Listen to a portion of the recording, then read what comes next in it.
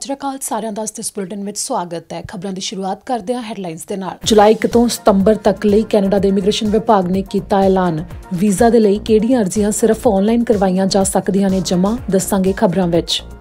Justin Trudeau ਨੇ ਜਿਵੇਂ ਕੀਤਾ ਸੀ ਐਲਾਨ, ਕੈਨੇਡਾ ਭਰ ਵਿੱਚ ਸੀਨੀਅਰਸ ਦੇ ਲਈ ਵਿੱਤੀ ਮਦਦ ਇਸ ਹਫ਼ਤੇ ਦਿੱਤੀ ਜਾਵੇਗੀ। ਸਕਾਈ ਡਾਈਵਿੰਗ ਕਰਨ ਵਾਲੇ ਵਿਅਕਤੀ ਦੀ ਹੋਈ ਮੌਤ, ਦੱਸਾਂਗੇ ਕਿਵੇਂ ਵਾਪਰਿਆ ਭਿਆਨਕ ਹਾਦਸਾ। ਵੈਨਕੂਵਰ ਆਈਲੈਂਡ ਦੇ 2 ਨਾਬਾਲਗ ਨੌਜਵਾਨ ਨੇ ਲਾਪਤਾ, ਕੈਂਪਿੰਗ ਤੋਂ ਵਾਪਸ ਨਹੀਂ ਪਰਤੇ ਘਰ। ਵੈਨਕੂਵਰ ਵਿੱਚ ਜੇਲ੍ਹ 'ਚ ਨੌਜਵਾਨ ਦੀ ਹੋਈ ਨਸ਼ੇ ਦੀ ਓਵਰਡੋਜ਼ ਕਰਕੇ ਮੌਤ, ਦੱਸਾਂਗੇ ਕੀ ਇਹ ਪੂਰਾ ਮਾਮਲਾ। ਨਸ਼ੇ ਕਾਰਨ ਹੋ ਰਹੀਆਂ ਮੌਤਾਂ ਤੇ ਹੈਰਾਨੀਜਨਕ ਅੰਕੜੇ ਜਾਰੀ। ਮੂਲ ਨਿਵਾਸੀਆਂ ਵਿੱਚ ਮੌਤਾਂ ਦੀ ਗਿਣਤੀ ਤੇ ਆਏ ਨੇ ਅੰਕੜੇ ਸਾਹਮਣੇ, ਦੱਸਾਂਗੇ ਖਬਰਾਂ ਵਿੱਚ। ਰੀਡੋ ਹਾਲ ਦੇ ਬਾਹਰ ਤੋਂ ਗ੍ਰਿਫਤਾਰ ਕੀਤੇ ਫੌਜੀ ਨੇ ਦਿੱਤੀਆਂ ਸੀ ਪ੍ਰਧਾਨ ਮੰਤਰੀ ਜਸਟਿਨ ਟਰੂਡੋ ਨੂੰ ਧਮਕੀਆਂ। ਪੁਲਿਸ ਨੇ ਉਸ ਕੋਲ ਕਈ ਹਥਿਆਰ ਹੋਣ ਦੀ ਵੀ ਦਿੱਤੀ ਜਾਣਕਾਰੀ। ਹੈਮਿਲਟਨ ਵਾਸੀਆਂ ਦੇ ਲਈ ਖਾਸ ਜਾਣਕਾਰੀ। ਸਿਟੀ ਵਿੱਚ ਇੱਕ ਖਾਸ ਐਪਲੀਕੇਸ਼ਨ ਕੀਤੀ ਗਈ ਸ਼ੁਰੂ। ਪਾਰਕਿੰਗ ਫੀਸ ਦੇਣ ਦੇ ਲਈ ਕੀਤਾ ਗਿਆ ਸੁਖਾਲਾ। ਸਭ ਤੋਂ ਪਹਿਲਾਂ ਬੁਲੇਟਿਨ ਦੀ ਸ਼ੁਰੂਆਤ ਕਰਦੇ ਹਾਂ ਖਾਸ ਖਬਰ ਦੇ ਨਾਲ। ਤੁਹਾਨੂੰ ਦੱਸੇ ਕਿ ਇਸ ਵੀਕਐਂਡ ਦੇ ਉੱਤੇ ਹੀ ਇਮੀਗ੍ਰੇਸ਼ਨ ਵਿਭਾਗ ਦੇ ਵੱਲੋਂ ਐਲਾਨ ਕੀਤਾ ਗਿਆ, ਜਿਸ ਦੇ ਵਿੱਚ ਇਮੀਗ੍ਰੇਸ਼ਨ ਵਿਭਾਗ ਨੇ ਪੁਸ਼ਟੀ ਕੀਤੀ ਹੈ ਕਿ ਇਸ ਸਮੇਂ ਜਿਹੜੀਆਂ ਕੈਨੇਡਾ ਦੇ ਬਾਹਰੋਂ ਖਾਸ ਤੌਰ ਦੇ ਉੱਤੇ ਫਾਈਲਾਂ ਲੱਗਣੀਆਂ ਨੇ ਵੱਖੋ ਵੱਖਰੇ ਵੀਜ਼ਾਸ ਦੇ ਵਾਸਤੇ ਜਾਂ ਫਿਰ ਪਰਮਿਟਸ ਦੇ ਵਾਸਤੇ, ਉਹ ਆਨਲਾਈਨ ਹੀ ਉਹ ਲੈ ਰਹੇ ਨੇ। ਇਸ ਦੇ ਬਾਰੇ ਹੋਰ ਕਿਹੜੀ ਜਾਣਕਾਰੀ ਉਹਨਾਂ ਨੇ ਦਿੱਤੀ ਉਹ ਤੁਹਾਨੂੰ ਦੱਸਦੇ ਹਾਂ। ਕੈਨੇਡਾ ਦੇ ਇਮੀਗ੍ਰੇਸ਼ਨ ਵਿਭਾਗ ਦੇ ਵੱਲੋਂ ਜਾਣਕਾਰੀ ਦਿੱਤੀ ਗਈ ਹੈ, ਜਿਸ ਦੇ ਵਿੱਚ ਉਹਨਾਂ ਨੇ ਐਲਾਨ ਕੀਤਾ ਹੈ ਕਿ ਉਹ ਕਾਗਜ਼ੀ ਤੌਰ ਦੇ ਉੱਤੇ ਕੋਈ ਵੀ ਅਰਜ਼ੀ ਫਿਲਹਾਲ ਨਹੀਂ ਲੈਣਗੇ। ਜੇਕਰ ਕੈਨੇਡਾ ਦੇ ਬਾਹਰ ਤੋਂ ਕੋਈ ਵੀ ਵਿਅਕਤੀ ਕੈਨੇਡਾ ਦੇ ਵੀਜ਼ੇ ਦੇ ਵਾਸਤੇ ਅਪਲਾਈ ਕਰਦਾ ਹੈ ਤਾਂ ਜੁਲਾਈ 1 ਤੋਂ ਲੈ ਕੇ ਸਤੰਬਰ 30 ਤੱਕ, ਫਿਰ ਬੇਸ਼ੱਕ ਉਹ ਵਰਕ ਪਰਮਿਟ ਵਾਸਤੇ ਅਪਲਾਈ ਕਰ ਰਿਹਾ ਹੈ, ਸਟੱਡੀ ਪਰਮਿਟ ਦੇ ਵਾਸਤੇ ਅਪਲਾਈ ਕਰ ਰਿਹਾ ਹੈ ਜਾਂ ਫਿਰ ਟੈਂਪਰੇਰੀ ਰੈਜ਼ੀਡੈਂਟ ਵੀਜ਼ਾ ਦੇ ਲਈ ਅਪਲਾਈ ਕੀਤਾ ਜਾ ਰਿਹਾ ਹੈ, ਉਹ ਸਿਰਫ ਆਨਲਾਈਨ ਹੀ ਕੀਤਾ ਜਾ ਸਕੇਗਾ। ਸਤੰਬਰ 30 ਤੱਕ ਦੀ ਤਰੀਕ ਫਿਲਹਾਲ ਰੱਖੀ ਗਈ ਹੈ। ਕੋਵਿਡ-19 ਦੇ ਹਾਲਾਤ ਦੇਖਦੇ ਹੋਏ ਇਸ ਨੂੰ ਵਧਾਇਆ ਵੀ ਜਾ ਸਕਦਾ ਹੈ। ਇਮੀਗ੍ਰੇਸ਼ਨ, ਰਿਫਿਊਜੀਜ਼ ਤੇ ਸਿਟੀਜ਼ਨਸ਼ਿਪ ਵਿਭਾਗ ਦੇ ਵੱਲੋਂ ਇਸ ਦੇ ਬਾਰੇ ਜਾਣਕਾਰੀ ਦਿੱਤੀ ਗਈ ਹੈ ਕਿ ਜਿਹੜੇ ਵਿਅਕਤੀ ਡਿਸੇਬਲ ਨੇ ਉਹ ਆਨਲਾਈਨ ਫਾਈਲ ਦੀ ਪ੍ਰਕਿਰਿਆ ਪੂਰੀ ਨਹੀਂ ਕਰ ਸਕਦੇ, ਉਹਨਾਂ ਦੇ ਵਾਸਤੇ ਖਾਸ ਮਦਦ ਵੀ ਮੁਹੱਈਆ ਕਰਵਾਈ ਜਾਵੇਗੀ। ਪਰ ਇਸ ਦੇ ਨਾਲ ਹੀ ਇਹ ਵੀ ਕਿਹਾ ਗਿਆ ਹੈ ਕਿ ਜਦੋਂ ਤੱਕ ਇਹ ਲਾਗੂ ਹੈ ਕਿ ਸਿਰਫ ਆਨਲਾਈਨ ਐਪਲੀਕੇਸ਼ਨ ਹੀ ਦਿੱਤੀ ਜਾ ਸਕਦੀ ਹੈ, ਉਦੋਂ ਤੱਕ ਕੋਈ ਵੀ ਕਾਗਜ਼ੀ ਤੌਰ ਦੇ ਉੱਤੇ ਅਰਜ਼ੀ ਨਹੀਂ ਲਈ ਜਾਵੇਗੀ। ਇਸ ਸੰਬੰਧੀ ਇਮੀਗ੍ਰੇਸ਼ਨ ਵਿਭਾਗ ਦੇ ਵੱਲੋਂ ਜਾਣਕਾਰੀ ਦਿੱਤੀ ਗਈ ਹੈ। ਅਗਲੀ ਖਬਰ ਹੈ ਕਿ ਪ੍ਰਧਾਨ ਮੰਤਰੀ ਜਸਟਿਨ ਟਰੂਡੋ ਦੇ ਵੱਲੋਂ ਐਲਾਨ ਕੀਤਾ ਗਿਆ ਸੀ ਬਜ਼ੁਰਗਾਂ ਦੀ ਮਦਦ ਦੇ ਵਾਸਤੇ ਵਿੱਤੀ ਮਦਦ ਦੇ ਲਈ। ਉਹਨਾਂ ਨੇ ਕਿਹਾ ਸੀ ਕਿ ਜਿਹੜਾ 6 ਜੁਲਾਈ ਵਾਲਾ ਹਫਤਾ ਹੋਣਾ ਹੈ ਉਸ ਦੇ ਵਿੱਚ ਉਹ ਮਦਦ ਮਿਲ ਜਾਵੇਗੀ। $500 ਤੱਕ ਦੀ ਜਿਹੜੀ ਇੱਕ ਵਾਰ ਪੇਮੈਂਟ ਜਾਣੀ ਹੈ। ਕੋਵਿਡ-19 ਦੇ ਦੌਰਾਨ ਸੀਨੀਅਰਸ ਦੀ ਮਦਦ ਦੇ ਵਾਸਤੇ ਜਿਹੜਾ ਐਲਾਨ ਹੋਇਆ, ਉਸ ਦੇ ਬਾਰੇ ਹੁਣ ਮੰਨਣਾ ਹੈ ਕਿ ਇਸ ਹਫਤੇ ਦੇ ਵਿੱਚ ਬਜ਼ੁਰਗਾਂ ਨੂੰ ਉਹਨਾਂ ਦੇ ਅਕਾਊਂਟਸ ਦੇ ਵਿੱਚ ਇਹ ਪੇਮੈਂਟ ਪਹੁੰਚ ਜਾਵੇਗੀ। ਜਿਵੇਂ ਕਿ ਕੈਨੇਡਾ ਭਰ ਵਿੱਚ ਮਦਦ ਦੇ ਵਾਸਤੇ ਵੱਖੋ ਵੱਖਰੇ ਐਲਾਨ ਹੁਣ ਤੱਕ ਕੀਤੇ ਗਏ ਨੇ, ਤਾਂ ਮਈ ਦੇ ਮੱਧ ਵਿੱਚ ਕੈਨੇਡਾ ਸਰਕਾਰ ਦੇ ਵੱਲੋਂ ਬਜ਼ੁਰਗਾਂ ਦੀ ਮਦਦ ਦੇ ਵਾਸਤੇ ਵਿੱਤੀ ਮਦਦ ਦੇਣ ਦਾ ਐਲਾਨ ਵੀ ਕੀਤਾ ਗਿਆ ਸੀ, ਜਿਸ ਦੇ ਵਿੱਚ $500 ਤੱਕ ਦੀ ਵਿੱਤੀ ਮਦਦ ਦਾ ਐਲਾਨ ਕੀਤਾ ਗਿਆ। ਉਸ ਦੇ ਬਾਰੇ ਹੁਣ ਤਾਜ਼ਾ ਜਾਣਕਾਰੀ ਹੈ ਕਿ ਇਸ ਹਫਤੇ ਦੇ ਵਿੱਚ ਬਜ਼ੁਰਗਾਂ ਤੱਕ ਉਹ ਪੇਮੈਂਟ ਪਹੁੰਚ ਜਾਵੇਗੀ, ਜਿਸ ਦੇ ਬਾਰੇ ਜਾਣਕਾਰੀ ਸਾਹਮਣੇ ਆਈ ਹੈ ਕਿ ਜਿਹੜੇ 올ਡ ਏਜ ਸਿਕਿਉਰਿਟੀ ਪੈਨਸ਼ਨ ਯਾਨੀ ਕਿ OAS ਵਾਸਤੇ ਯੋਗਤਾ ਰੱਖਦੇ ਨੇ, ਉਹਨਾਂ ਨੂੰ ਇੱਕ ਵਾਰ $300 ਮਿਲੇਗਾ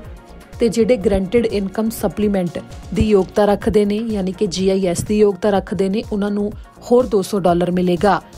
ਜਿਨ੍ਹਾਂ ਨੂੰ ਕੁੱਲ $500 ਮਿਲੇਗਾ। ਇਸ ਦੇ ਬਾਰੇ ਜਾਣਕਾਰੀ ਇਹ ਵੀ ਹੈ ਕਿ ਟੈਕਸ ਇਸ ਪੇਮੈਂਟ ਦੇ ਉੱਤੇ ਨਹੀਂ ਪਾਇਆ ਜਾਵੇਗਾ। ਇਹ ਬਿਨਾਂ ਟੈਕਸ ਤੋਂ ਪੇਮੈਂਟ ਹੋਵੇਗੀ ਤੇ ਇੱਕ ਵਾਰ ਹੀ ਦਿੱਤੀ ਜਾਵੇਗੀ ਤੇ ਇਸ ਦੇ ਵਾਸਤੇ ਕਿਤੇ ਵੀ ਅਪਲਾਈ ਕਰਨ ਦੀ ਲੋੜ ਨਹੀਂ ਹੈ। ਸਿੱਧਾ ਜਿਨ੍ਹਾਂ ਨੂੰ ਪਹਿਲਾਂ OAS GIS ਮਿਲ ਰਿਹਾ ਹੈ ਉਹਨਾਂ ਦੇ ਖਾਤਿਆਂ ਵਿੱਚ ਆਪਣੇ ਆਪ ਇਹ ਮਦਦ ਰਾਸ਼ੀ ਪਹੁੰਚ ਜਾਵੇਗੀ, ਜੋ ਕਿ ਇਸ ਹਫਤੇ ਉਹਨਾਂ ਦੇ ਖਾਤਿਆਂ ਵਿੱਚ ਪਹੁੰਚ ਸਕਦੀ ਹੈ, ਜਿਸ ਦੇ ਬਾਰੇ ਜਾਣਕਾਰੀ ਦਿੱਤੀ ਗਈ ਹੈ। ਇਸ ਦੇ ਨਾਲ ਹੀ ਹੁਣ ਅਗਲੀ ਖਬਰ ਦੇ ਵੱਲ ਰੁਖ ਕਰਦੇ ਹਾਂ। ਵਿਕਟੋਰੀਆ ਦੇ ਰਹਿਣ ਵਾਲੇ 34 ਸਾਲਾ ਵਿਅਕਤੀ ਦੀ ਕੱਲ੍ਹ ਮੌਤ ਹੋਈ ਹੈ। ਐਤਵਾਰ ਨੂੰ ਉਸ ਦੀ ਮੌਤ ਹੋਣ ਦੇ ਬਾਰੇ ਅੱਜ ਪੁਸ਼ਟੀ ਕੀਤੀ ਗਈ ਹੈ, ਜੋ ਕਿ ਸਕਾਈ ਡਾਈਵਰ ਸੀ। ਇੱਕ ਅਨੁਭਵੀ ਸਕਾਈ ਡਾਈਵਰ ਸੀ ਜਿਸਨੇ ਕਿ 1000 ਵਾਰ ਤੋਂ ਵੱਧ ਸਕਾਈ ਡਾਈਵਿੰਗ ਕੀਤੀ ਹੈ, ਪਰ ਜਦੋਂ ਜਹਾਜ਼ ਤੋਂ ਅਸਮਾਨ ਦੇ ਵਿੱਚ ਕੱਲ੍ਹ ਉਸਨੇ ਛਲਾਂਗ ਲਗਾਈ ਤਾਂ ਉਸ ਤੋਂ ਪੈਰਾਸ਼ੂਟ ਸਮੇਂ ਸਿਰ ਨਹੀਂ ਖੁੱਲ੍ਹ ਸਕਿਆ। ਉਸ ਦੇ ਵਿੱਚ ਕੋਈ ਦਿੱਕਤ ਆਈ ਤੇ ਜਿਸ ਤੋਂ ਬਾਅਦ ਉਹ ਉਸ ਥਾਂ ਦੇ ਉੱਤੇ ਨਹੀਂ ਪਹੁੰਚਿਆ ਜਿੱਥੇ ਕਿ ਉਸਨੇ ਪਹੁੰਚਣਾ ਸੀ ਤੇ ਉਹ ਹਾਦਸੇ ਦਾ ਸ਼ਿਕਾਰ ਹੋ ਗਿਆ, ਜਿਸ ਦੇ ਵਿੱਚ ਉਹ ਕਾਫੀ ਬੁਰੀ ਤਰ੍ਹਾਂ ਜ਼ਖਮੀ ਹੋ ਗਿਆ ਤੇ ਬਾਅਦ ਵਿੱਚ ਉਸਨੇ ਦਮ ਤੋੜ ਦਿੱਤਾ। ਵਿਅਕਤੀ ਦੀ ਮੌਤ ਦੇ ਬਾਰੇ ਪੁਸ਼ਟੀ ਕੀਤੀ ਗਈ ਹੈ। ਵੈਨਕੂਵਰ ਆਈਲੈਂਡ ਦੇ ਉੱਤੇ ਜੋ ਸਕਾਈ ਡਾਈਵਿੰਗ ਕੰਪਨੀ ਹੈ, ਕੰਪਨੀ ਦੇ ਵੱਲੋਂ ਵੀ ਪੁਸ਼ਟੀ ਕੀਤੀ ਗਈ ਹੈ ਤੇ ਉਹਨਾਂ ਨੇ ਇਹ ਵੀ ਕਿਹਾ ਕਿ ਇਹ ਇੱਕ ਅਨੁਭਵੀ ਸਕਾਈ ਡਾਈਵਰ ਸੀ ਜਿਸ ਦੇ ਵੱਲੋਂ ਪਹਿਲਾਂ ਵੀ ਕਈ ਵਾਰ ਸਕਾਈ ਡਾਈਵਿੰਗ ਕੀਤੀ ਗਈ ਹੈ। पर इस मौत के उत्ते उन्होंने दुख का प्रगटावा किया तो इस उत्ते होर ज़्यादा जांच चल रही है, जिस दे विच अधिकारियों ने चंगी तरह इसकी पुष्टि नहीं की कि आखिर किवें यह हादसा वापरिया जिस दे विच उस व्यक्ति की मौत हो गई। पर इस बारे उन्होंने कहा है कि जल्द जानकारी वो जारी करनगे ते इस उत्ते हुण जांच जरूर चल रही है। तो परिवार ते उन्हां दे दोस्तां मित्रां दे वास्ते कंपनी वल्लों भी ते अधिकारियों वल्लों भी दुख का प्रगटावा किया गया है, जिन्हां ने 34 साल दे अपने परिवारक मैंबर नूं खो दिता, जो कि इस समय जो स्काई डाइविंग दे वास्ते एक बार मुड़ तो निकलिया सी पर काफ़ी ज़्यादा गंभीर रूप च जख्मी हो गया। अगली खबर वैनकूवर आइलैंड तो ही है, जिथे कि 2 नौजवान लापता ने। कैंपिंग दे लई यह नौजवान गए सी जो कि नाबालग ने, ते उन्हां दे परिवार का कहना है कि कैंपिंग तो बाद वो वापस घर नहीं परते, जिस दे बारे अधिकारियों ने भी जानकारी दी है, जिन्हां दी पछाण नूं भी जनतक किया गया है ते उन्हां दीयां तस्वीरां भी जारी कीतियां गईयां ने। वैनकूवर आइलैंड दे यह रहण वाले ने, जिन्हां दे लापता होने की गल कही गई है कि वो लेक काउचन दे लई ऐतवार नूं गए सी कैंपिंग दे वास्ते, पर उत्थों वापस नहीं परते, जिस दे बारे उन्होंने जानकारी दी है कि RCMP दे वल्लों भी जांच की जा रही है, जिन्हां कहा है कि एक नौजवान की उम्र 18 साल है जिसका नाम डायलन डेरोए है, ते दूजे नौजवान की उम्र 15 साल है जिसका नाम जॉर्डन फिलियोन है, ते यह लैंगफोर्ड के रहने वाले ने, ते कैंपिंग तो बाद वापस नहीं परते, जिन्हों का परिवार भी काफ़ी ज़्यादा परेशान है। तो उन्होंने वल्लों हुण मदद की मांग की जा रही है कि जेकर किसी ने भी इन्हां नौजवानों को किते देखिया होवे जां किसी नूं कोई जानकारी होवे तां तुरंत उन्हां दे नाल संपर्क किया जाए, पुलिस अधिकारियों के वल्लों यह कहा गया है। जिस बारे भी जानकारी दी गई है कि आखिरी वार ऐतवार नूं 11:34 के उत्ते उन्हां दे वल्लों अपने सैलफोन की वरतों की गई है, जिस तो बाद अपना सैलफोन भी उन्होंने नहीं वरत्या। परिवार की हालत इस समय काफ़ी खराब है, तो परिवार के वल्लों ते पुलिस के वल्लों अपील की गई है कि इन्हां नौजवानों के बारे जेकर किसी को भी कोई जानकारी होवे तो उन्हां दे नाल संपर्क जरूर किया जाए। इस दे नाल ही हुण अगली खबर के वाल रुख करते हैं। वैनकूवर आइलैंड तो अगली खबर सामने आई, जिस दे विच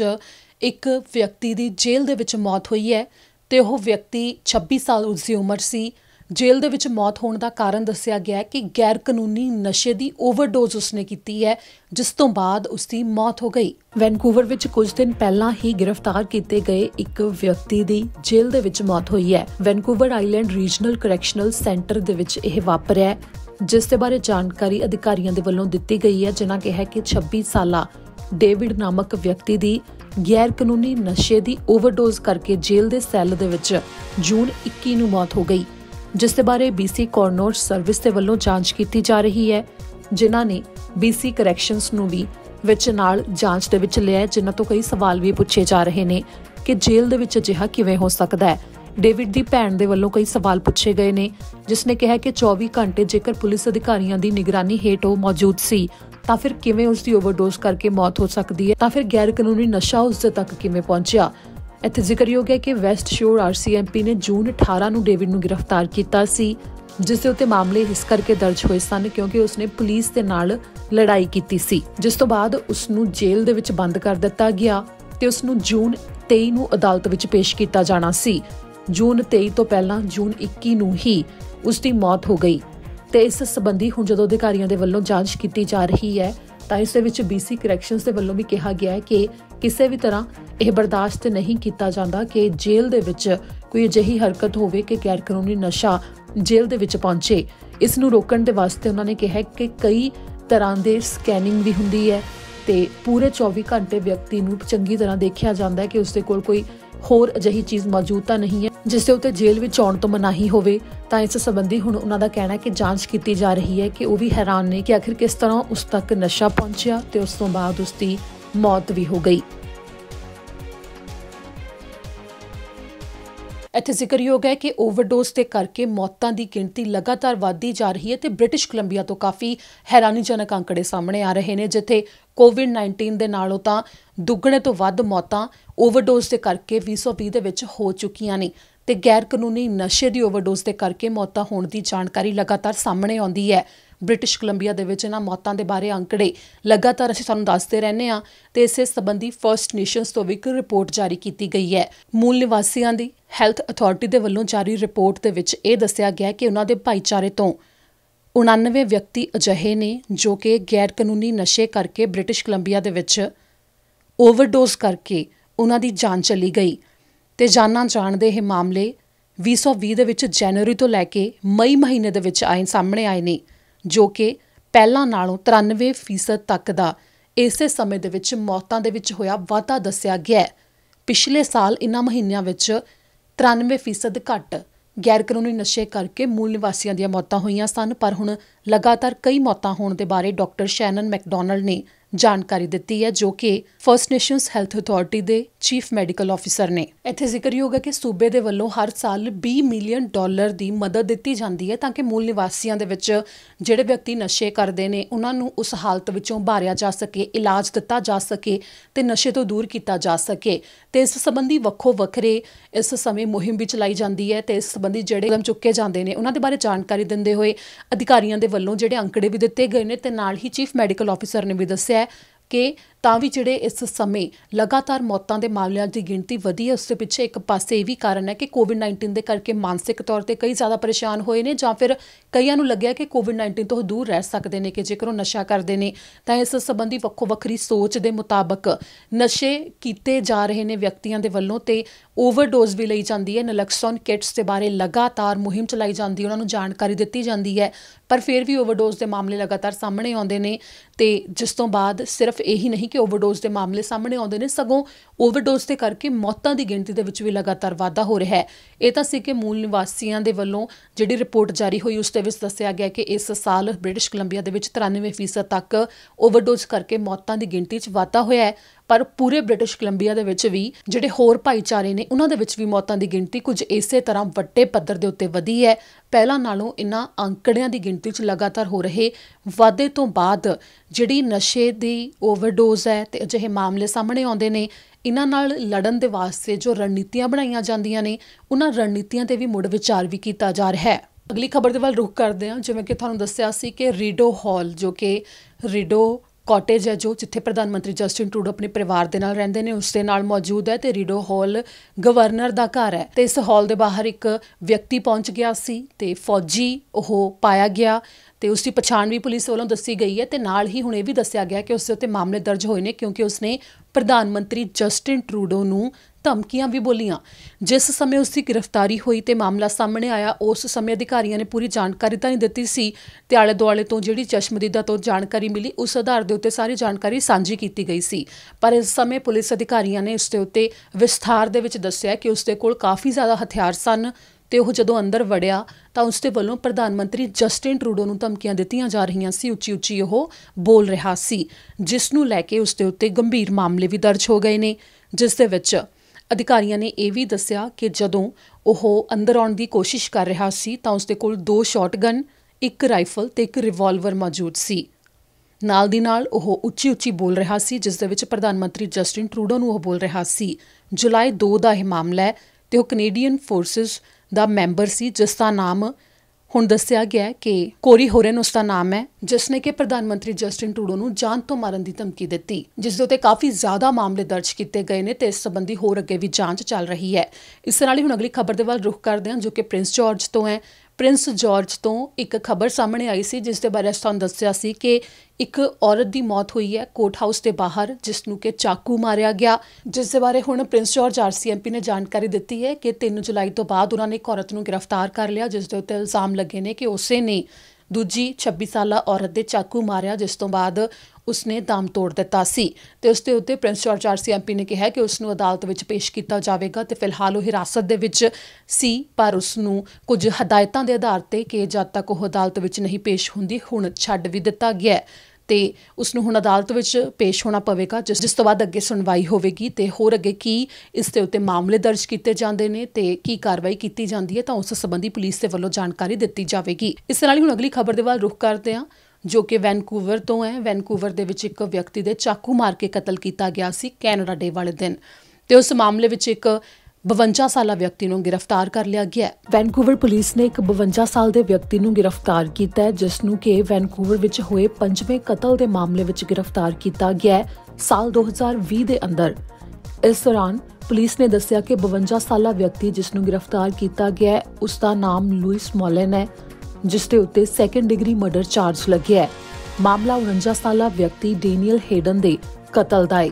ਵੈਨਕੂਵਰ ਵਿੱਚ ਡਾਊਨਟਾਊਨ ਈਸਟ ਸਾਈਡ ਖੇਤਰ ਦੇ ਅੰਦਰ ਕੈਨੇਡਾ ਡੇ ਵਾਲੇ ਦਿਨ ਯਾਨੀ ਕਿ ਜੁਲਾਈ 1 ਦੇ ਦਿਨ ਵੈਨਕੂਵਰ ਪੁਲਿਸ ਨੂੰ ਈਸਟ ਹੇਸਟਿੰਗਸ ਸਟਰੀਟ ਤੇ ਹੌਕਸ ਐਵੇਨਿਊ ਦੇ ਉੱਤੇ ਬੁਲਾਇਆ ਗਿਆ ਸੀ। ਸਵੇਰੇ 10:30 ਵਜੇ ਜਦੋਂ ਪੁਲਿਸ ਉੱਥੇ ਪਹੁੰਚੀ ਤਾਂ ਵਿਅਕਤੀ ਨੂੰ ਚਾਕੂ ਲੱਗਿਆ ਹੋਇਆ ਸੀ। ਪੁਲਿਸ ਅਧਿਕਾਰੀਆਂ ਨੇ ਤੁਰੰਤ ਹੈਡਨ ਨੂੰ ਹਸਪਤਾਲ ਪਹੁੰਚਾਇਆ, ਜਿੱਥੇ ਉਸ ਦੀ ਹਾਲਤ ਕਾਫੀ ਗੰਭੀਰ ਬਣੀ ਹੋਈ ਸੀ ਤੇ ਹਸਪਤਾਲ ਦੇ ਵਿੱਚ ਉਸਨੇ ਜੁਲਾਈ 3 ਨੂੰ ਦਮ ਤੋੜ ਦਿੱਤਾ, ਜਿਸ ਤੋਂ ਬਾਅਦ ਜਾਂਚ ਟੀਮ ਦੇ ਵੱਲੋਂ ਉਸ ਨੂੰ ਚਾਕੂ ਮਾਰਨ ਵਾਲੇ ਵਿਅਕਤੀ ਦੀ ਪਛਾਣ ਕੀਤੀ ਗਈ। ਲੋਇਸ ਮੈਲਨ ਨੂੰ ਜੁਲਾਈ 3 ਨੂੰ ਹੀ ਪੁਲਿਸ ਨੇ ਗ੍ਰਿਫਤਾਰ ਕਰ ਲਿਆ ਸੀ, ਜਿਸ ਦੇ ਬਾਰੇ ਵੈਨਕੂਵਰ ਪੁਲਿਸ ਨੇ ਜਾਣਕਾਰੀ ਦਿੱਤੀ ਹੈ ਕਿ ਹਜੇ ਉਹ ਗ੍ਰਿਫਤ ਦੇ ਵਿੱਚ ਹੀ ਰਹੇਗਾ।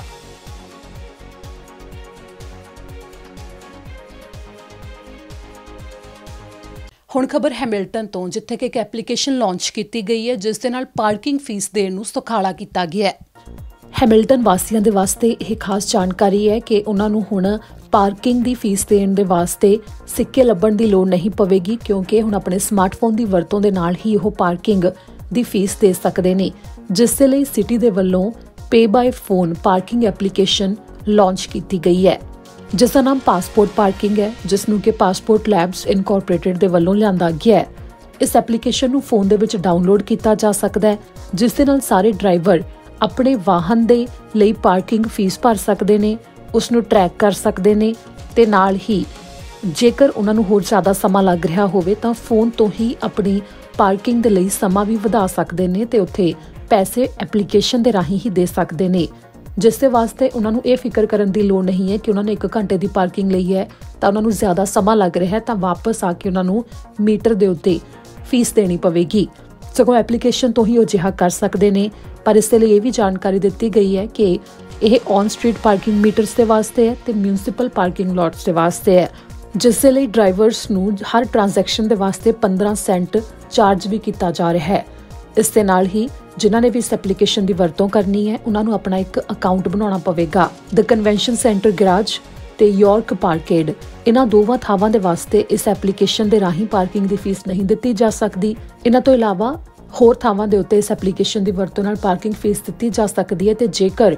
ਕੋਈ ਇਸ ਐਪਲੀਕੇਸ਼ਨ ਨੂੰ ਡਾਊਨਲੋਡ ਕਰਕੇ ਫੀਸ ਨਹੀਂ ਦੇਣਾ ਚਾਹੁੰਦਾ, ਉਹ ਸਿੱਕਿਆਂ ਦੀ ਵਰਤੋਂ ਵੀ ਕਰ ਸਕਦਾ ਹੈ ਤੇ ਕ੍ਰੈਡਿਟ ਕਾਰਡ ਦੀ ਵਰਤੋਂ ਵੀ ਕਰ ਸਕਦਾ ਹੈ, ਉਸੇ ਤਰ੍ਹਾਂ ਜਿਵੇਂ ਪਹਿਲਾਂ ਸੀ। ਇਸ ਦੇ ਨਾਲ ਹੀ ਇਹ ਵੀ ਜਾਣਕਾਰੀ ਸਾਹਮਣੇ ਆਈ ਹੈ ਕਿ ਪਾਰਕਿੰਗ ਦੇ ਵਿੱਚ ਫੀਸ ਹੈ ਜੋ ਉਹ ਪਹਿਲਾਂ ਨਾਲੋਂ ਵਧਾਈ ਜਾ ਰਹੀ ਹੈ, ਜਿਸ ਦੇ ਵਿੱਚ ਪਹਿਲਾਂ ਤਾਂ $1.5 ਹਰ ਘੰਟੇ ਦੇ ਵਾਸਤੇ ਸਨ, ਪਰ ਹੁਣ $2 ਹਰ ਘੰਟੇ ਦੇ ਲਈ ਕੀਤੇ ਗਏ ਨੇ ਤੇ ਇਸ ਦੇ ਨਾਲ ਹੀ 30 ਮਿੰਟ ਦੇ ਵਾਸਤੇ ਜਿਹੜੀ free parking on street parking ਕਰੀ ਗਈ ਸੀ ਉਸ ਨੂੰ ਵੀ ਕੁਝ ਦੇਰ ਦੇ ਵਿੱਚ ਹਟਾਇਆ ਜਾ ਰਿਹਾ ਹੈ, ਜਦ ਕਿ ਸਾਰੇ ਮੀਟਰ ਆਮ ਵਰਗੇ ਹੋ ਜਾਣਗੇ ਪਹਿਲਾਂ ਵਾਂਗ। ਇੱਥੇ ਜ਼ਿਕਰਯੋਗ ਹੈ ਕਿ ਸਿਟੀ ਦੇ ਕੋਲ 61 ਸਰਫੇਸ ਪਾਰਕਿੰਗ ਲੋਟਸ ਨੇ ਤੇ 2700 ਪਾਰਕਿੰਗ ਮੀਟਰਸ ਨੇ। ਇੱਥੇ ਇਹ ਵੀ ਜਾਣਕਾਰੀ ਸਾਂਝੀ ਕੀਤੀ ਗਈ ਹੈ ਕਿ ਸਾਲ 2019 ਵਿੱਚ ਪਾਰਕਿੰਗ ਤੋਂ ਸਿਟੀ ਨੇ $14.7 ਮਿਲੀਅਨ ਦੀ ਕਮਾਈ ਕੀਤੀ ਹੈ।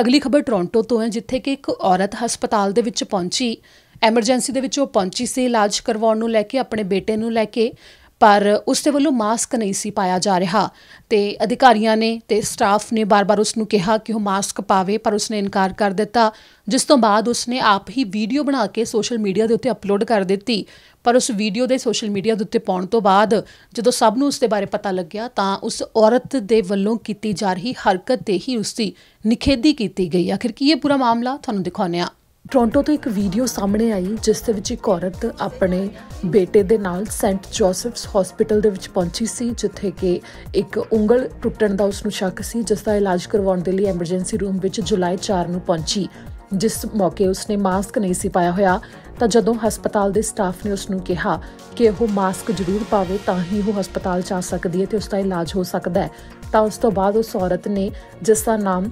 ਲੈਟੀਸ਼ੀਆ ਮੋਂਟਾਨਾ ਹੈ, ਉਸਨੇ ਵੀਡੀਓ ਬਣਾਉਣੀ ਸ਼ੁਰੂ ਕਰ ਦਿੱਤੀ। ਸਟਾਫ ਦੀ ਬਣਾਈ ਗਈ ਵੀਡੀਓ ਉਸਨੇ ਸੋਸ਼ਲ ਮੀਡੀਆ ਦੇ ਉੱਤੇ ਪੋਸਟ ਕਰ ਦਿੱਤੀ, ਜਿਸ ਵਿੱਚ ਉਸਨੇ ਕਿਹਾ ਕਿ ਜੇਕਰ ਮੈਂ ਮਾਸਕ ਨਹੀਂ ਪਾਉਂਦੀ ਤਾਂ ਕੀ ਤੁਸੀਂ ਮੇਰਾ ਇਲਾਜ ਨਹੀਂ ਕਰੋਗੇ, ਤੁਸੀਂ ਮੈਨੂੰ ਸਰਵਿਸ ਨਹੀਂ ਦੇਵੋਗੇ। ਤਾਂ ਅੱਗੇ ਜੋ ਸਟਾਫ ਹੈ ਉਹ ਇਹੋ ਕਹਿੰਦਾ ਕਿ ਮਾਸਕ ਪਾਉਣਾ ਹਸਪਤਾਲ 'ਚ ਜ਼ਰੂਰੀ ਹੈ, ਕਿ ਫਿਰ ਸਰਵਿਸ ਨਹੀਂ ਦਿੱਤੀ ਜਾ ਸਕਦੀ, ਕਿਉਂਕਿ ਸੁਰੱਖਿਆ ਨੂੰ ਲੈ ਕੇ ਖਾਸ ਤੌਰ 'ਤੇ ਹਸਪਤਾਲਾਂ ਦੇ ਵਿੱਚ ਕੋਵਿਡ-19 ਦੇ ਫੈਲਣ ਨੂੰ ਰੋਕਣ ਵਾਸਤੇ ਕਈ ਤਰ੍ਹਾਂ ਦੀਆਂ ਸਖਤ ਹਦਾਇਤਾਂ ਲਾਈਆਂ ਗਈਆਂ ਨੇ ਤੇ इस वीडियो ਨੂੰ ਤਾਂ ਇਸ ਕਰਕੇ ਪਾਇਆ ਗਿਆ ਸੀ ਉਸ ਔਰਤ ਵੱਲੋਂ ਸੋਸ਼ਲ ਮੀਡੀਆ ਦੇ ਉੱਤੇ ਤਾਂ ਕਿ ਲੋਕ ਹਸਪਤਾਲ ਦੇ ਸਟਾਫ ਨੂੰ ਗਲਤ ਕਹਿਣ, ਪਰ ਲੋਕਾਂ ਦੇ ਵੱਲੋਂ ਉਸ ਔਰਤ ਦੀ ਹੀ ਨਿਖੇਧੀ ਕੀਤੀ ਜਾ ਰਹੀ ਹੈ, ਜਿਸ ਵਿੱਚ ਨਾ ਸਿਰਫ ਆਮ ਲੋਕ ਸਗੋਂ ਕਈ ਮੰਨੀਆਂ ਪ੍ਰਮੰਨੀਆਂ ਹਸਤੀਆਂ ਨੇ ਜਿਨ੍ਹਾਂ ਦੇ ਵੱਲੋਂ ਹੁਣ ਇਸ ਦੀ ਨਿੰਦਾ ਕੀਤੀ ਜਾ ਰਹੀ ਹੈ ਕਿ ਉਸ ਔਰਤ ਵੱਲੋਂ ਹਸਪਤਾਲ ਵਿੱਚ ਮਾਸਕ ਪਾਉਣ ਤੋਂ ਇਨਕਾਰ ਕਿਉਂ ਕੀਤਾ ਗਿਆ। ਇਸੇ ਲਈ ਓਨਟਾਰੀਓ ਤੋਂ ਸਿਹਤ ਮੰਤਰੀ ਨੇ ਵੀ ਸਟਾਫ ਦੇ ਕੰਮ ਦੀ ਸ਼ਲਾਘਾ ਕੀਤੀ ਹੈ ਕਿ ਉਹਨਾਂ ਦੇ ਵੱਲੋਂ ਮਾਸਕ ਪਾਉਣ ਦੇ ਲਈ ਉਸ ਨੂੰ ਕਿਹਾ ਗਿਆ ਹੈ, ਕਿਉਂਕਿ ਨਾਲ ਹੀ ਇਹ ਗੱਲਾਂ ਵੀ ਲਿਖੀਆਂ ਗਈਆਂ ਨੇ ਕਿ ਸਟਾਫ ਨੇ ਕੋਈ ਜ਼ਬਰਨ ਉਸ ਨੂੰ ਹਸਪਤਾਲ ਚੋਂ ਬਾਹਰ ਕੱਢਣ ਦੀ ਕੋਸ਼ਿਸ਼ ਨਹੀਂ ਕੀਤੀ। ਇਸ ਮੌਕੇ ਕਾਉਂਸਲਰ ਮਾਈਕਲ ਫੋਰਡ, ਜਿਨ੍ਹਾਂ ਨੂੰ ਵੀ ਕੋਵਿਡ-19 ਹੋ ਗਿਆ ਸੀ, ਉਹਨਾਂ ਦੇ ਵੱਲੋਂ ਇਸ ਔਰਤ ਦੀ ਹਰਕਤ ਨੂੰ ਕਾਫੀ ਜ਼ਿਆਦਾ ਖੁਦਗਰਜ਼ੀ ਭਰੀ ਦੱਸਿਆ ਗਿਆ। ਕਈਆਂ ਦੇ ਵੱਲੋਂ ਟਵੀਟ ਕਰਕੇ ਇਸ ਦੀ ਨਿੰਦਾ ਕੀਤੀ ਜਾ ਰਹੀ ਹੈ ਕਿ ਥੋੜੀ ਜਿਹੀ ਲਾਪਰਵਾਹੀ ਕੋਵਿਡ-19 ਦੇ ਫੈਲਣ ਦਾ ਕਾਰਨ ਬਣ ਸਕਦੀ ਹੈ ਤੇ ਇਸ ਮੌਕੇ ਔਰਤ ਵੱਲੋਂ ਮਾਸਕ ਪਾਉਣ ਤੋਂ ਇਨਕਾਰ ਕਿਉਂ ਕੀਤਾ ਜਾ ਰਿਹਾ ਹੈ, ਇਸ ਦੇ ਉੱਤੇ ਸਵਾਲ ਵੀ ਖੜੇ ਕੀਤੇ ਜਾ ਰਹੇ ਨੇ। Say that again, please. In the hospital. It's a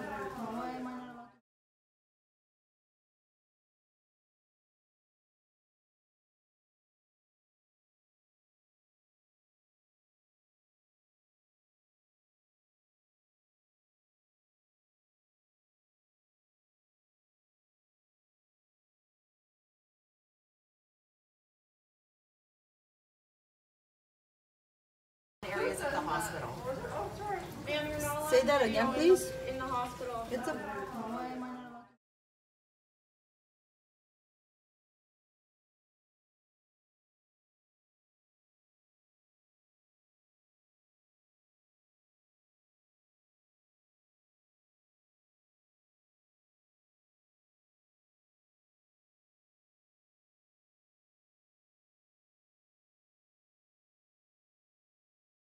ਇਸ ਦੇ ਨਾਲ ਹੀ ਅੱਜ ਦੇ ਇਸ ਬੁਲੇਟਿਨ ਵਿੱਚ ਇੰਨਾ ਹੀ। ਮੈਨੂੰ ਦਿਓ ਇਜਾਜ਼ਤ। ਸਤਿ ਸ਼੍ਰੀ ਅਕਾਲ।